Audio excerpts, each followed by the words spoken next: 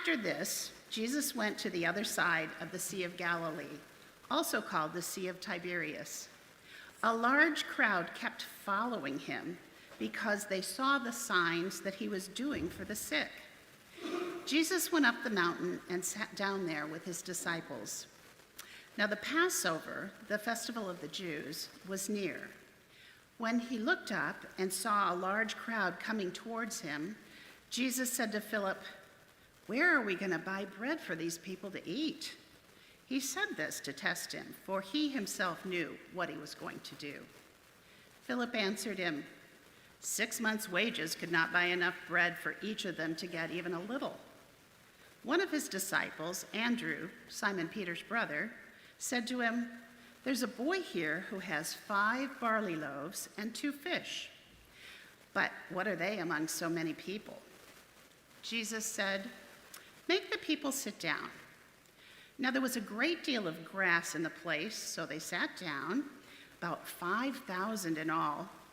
Then Jesus took the loaves, and when he had given thanks, he distributed them to those who were seated. So also the fish, as much as they wanted. When they were satisfied, he told his disciples, "Gather up the fragments left over so that nothing may be lost."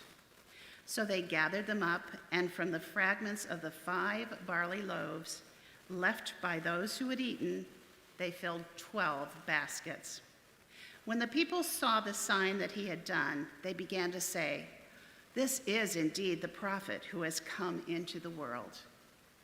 When Jesus realized that they were about to come and take him by force and make him king, he withdrew again to the mountain by himself.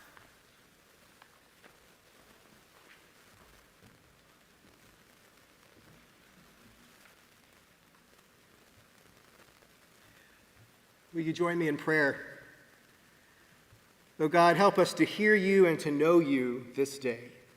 Amen. Well, I've just come back from the beach, and while I am really glad to be here with all of you, I miss the beach just a little bit too much. I felt really lucky to have that time away to reconnect with myself, to re-energize. And of course, what is the best part about any vacation? The food. Oh, the seafood, at least for me, right? The shrimp, scallops, salmon, cobia, tuna, mackerel. Yum. I love the whole environment of the ocean. And as I was at the shore watching these fishermen casting their fishing poles, there was this Labrador retriever. And every time the fisherman would throw out his fishing pole, the dog must have thought it was a ball because he would fly out into the water and just hop around and hop around. I could have watched that dog all day. As I hear our gospel message this morning, I reflect on the great crowd of people that have been following Jesus as he carries out his public ministry. Like all of us, they have needs and desires, and probably one of the biggest needs we all have is to be fed. This morning I am struck by 2 themes. Our outer need to be fed, right? The digestive need, our need for dietary sustenance, and our inner need, our desire to be fed spiritually, to have our emotional and psychological needs met. We're going to explore both the inner and the outer implications of the gospel story today. What surprises me about the gospel reading isn't so much what we see, Jesus performing a miracle that brings enough bread and fish to everyone. It's what we don't see.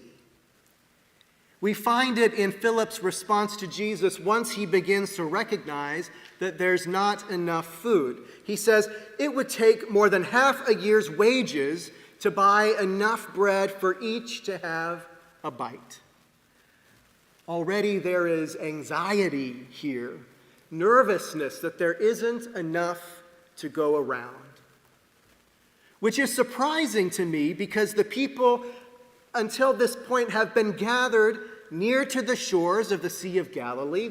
We could have imagined these crowds getting bigger and bigger, the need larger and larger to be fed and taken care of, and we're surrounded by professional fishermen. Many of the disciples are fishermen. The waters of the Sea of Galilee have supported a significant commercial fishery for more than 2 millennia. Many varieties of fish and other sea life live in the lake, including several forms of carp and tilapia, and one that's called St. Peter's fish, which is really popular at a lot of restaurants. In fact, as recently as 2005, there were over 300 tons of tilapia being caught by local fishermen every year. So much so that in 2010, Israel instituted a ban on the number of fish that could be caught to try and repopulate the lake. The Sea of Galilee has been, and hopefully will continue to be, a lake of abundant life for generations. And so it's interesting to me that the gospel message is at first not a story of abundance, but one of fear. The disciples are afraid that there won't be enough to go around, even though many of them are equipped as fishermen and could have begun casting their nets themselves. Food insecurity is a reality in this story, just as it is a reality in our lives today. As recently as 2022, when this data was collected, 44 million people in the United States were food insecure, including 7.3 million children. Food insecurity is facilitated by economic constraints that cause many lower-income families to struggle to afford healthy foods, where the existence of food deserts in our rural communities means that grocery stores and fresh produce are scarce. Climate change, unsustainable farming practices, land degradation reduces the availability of healthy food. And marginalized communities often face higher rates of food insecurity due to systemic issues like higher unemployment and limited access to resources like education and health care. To me, this miracle that we've read about today is a reminder not of some magical ability to create food out of just a couple of loaves and a few fish. It's Jesus' reminder to us of how much abundance we already have among us. In fact, there is so much abundance of food in our country that the USDA estimates that food waste is between 30 to 40% of our food supply. Wholesome food that could have helped feed families is often sent to landfills. While more than 2.5 billion tons of food is wasted worldwide, nearly 60 million tons, 120 billion pounds, is thrown out right here in the United States. And that's like every person in America throwing 975 average-sized apples right into the garbage. Food is the single largest component taking up space inside of our landfills. And to put this into money terms, nearly $218 billion, the equivalent of 130 billion meals, is wasted every year. And this is where we get into the inner implications of our gospel message today. Because you see, in the time of Jesus, just as in our own time, we live in abundance. We have never been more wealthy, more educated, more full of potential, with the ability to solve our world's crises than we are today. And yet our focus on scarcity, our willingness to believe that we don't have enough to go around, is common in many of our communities, in our kitchen table conversations about politics and about the welfare of others, and even in our churches. Adrienne Marie Brown, a writer and activist, is a black queer woman living in North Carolina, where I was just on vacation, who writes a lot about scarcity thinking. In a podcast interview that she did with Krista Tippett, the host of On Being, she talks about how easily we can fit ourselves into these sort of constructed boxes of how we view the world. We have my box and your box, my life and your life. We have divisions that ensure that we have food and resources, and yet others will struggle to obtain them. And what Adrian says is that these boxes, well, there's just not enough room in them.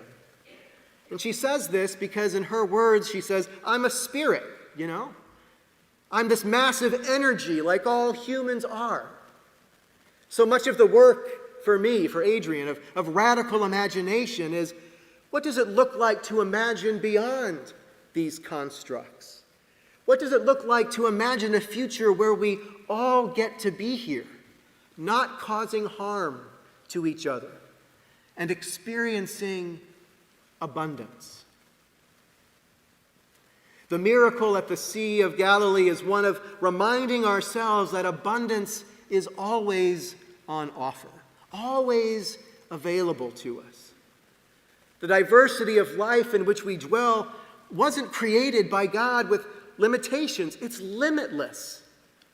And yet, paradoxically, it is also finite. And it's our responsibility to ensure that this world continues to be a place where everyone has what they need, where there is enough to go around, where no one goes hungry.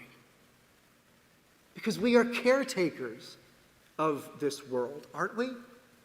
And to hear statistics about how much of our food is wasted or how many children are going to bed tonight without a meal in their bellies, that should wake us up, shouldn't it? That should concern us. And yet we might think, but what can I do? What contribution could I truly make? Well, you might surprise yourself. Because that thinking is actually a thinking of scarcity. It's a mindset that says, well, there's not much I can do, so why even try? Let somebody else handle it. But abundance thinking, that can be life-changing. Adrienne Maree Brown, in her recent book, We Will Not Cancel Us, writes this about scarcity thinking. It's thinking that says, in her words, we cannot change. We do not believe we can create compelling pathways from being harm doers to being healed and to growing. We do not believe we can hold the complexity of a gray situation. We do not believe in our own complexity. We do not believe we can navigate conflict and struggle in principled ways. We can only handle binary thinking, good, bad, innocent, guilty, angel, abuser, black, white, etc., etc. Oh, unthinkable thoughts, she writes. Now that I have thought you, it becomes clear to me that all of you are rooted in a singular longing. I want us to live. I want us to want to live in this world, in this time, together. The invitation of the gospel message this morning calls us to co-create with God a world in which our singular longing is one in which everyone has enough, because there is more than enough to be shared. The gospel message calls us to abolish systems within our world that impose limits on what God has given us so freely. Clean water, food, resources to house ourselves. This gospel message reminds us that we are enough, that our anxieties can be transformed from a position of scarcity and lack into the creative use of what is around us to care for those around us, to look to those areas within our lives, within the structures we have created, and to see what must change for the sake of others. Because we owe that to one another. In a world where Jesus ensured that all who came to him were fed and comforted, how can we possibly do any less? Adrienne Marie Brown ends her podcast with Krista Tippett by quoting the science fiction writer Octavia Butler. She says about this moment in our history, "This is, to me, I think, the most exciting thing right now." She says, "We are aware, if we wake up, we are in a place where we can create so much change. Everything is falling apart, but also new things are possible." Octavia said that there's nothing new under the sun, but there are new suns. We are in a time of new suns. We have no idea what we could be, but everything that we have been is falling apart. So it's time to change. And the good news is that we can do this together. We do it as part of an ecosystem, right? Not as individuals alone, so that on the days when we can't carry the weight of the world, when we're not feeling so hopeful, we're feeling despair or exhaustion, we know that we're not alone. Other people will be there for us, offering us a cold glass of water, a piece of bread, a little fish. See, that's what makes this world go round. That's what makes this world possible. That's the abundant life Jesus has on offer. Thank God for that.